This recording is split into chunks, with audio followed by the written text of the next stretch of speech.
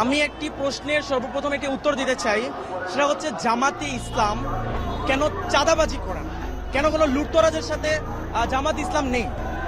মূলত আমি প্রথমে একটি কথা বলে দিতে চাই, সেটা হচ্ছে আমাদের অন্যান্য দল যদি আমরা দেখে থাকি গত 53 বছরে আমাকে একটা দল আপনি আমাকে ইন্ডিভিজুয়াল দেখাবেন যে একটি সেবামূলক প্রতিষ্ঠান কিংবা কর্মসংস্থান তৈরি করেছে, কোনো দল পাবেন না।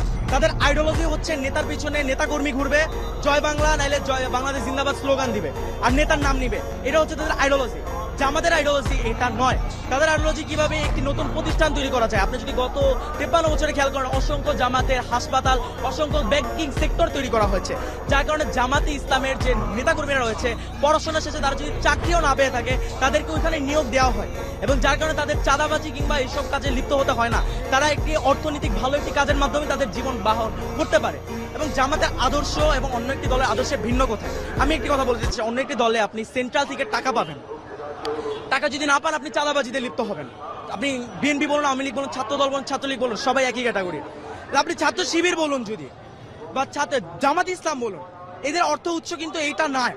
এদের অর্থ উৎসটা কোথায় আমি আপনাকে বলি। ক্লাস 9-এর একটি ছাত্র, আমার নামটা ঠিক মনে নেই, আমাদের গ্রামের বরিশালের একজন ভাই, সে ক্লাস 9-এ থাকতে তার বাবা মা মারা যায়, তার পড়াশোনা সে ছেড়ে দিবে ভেবেছে।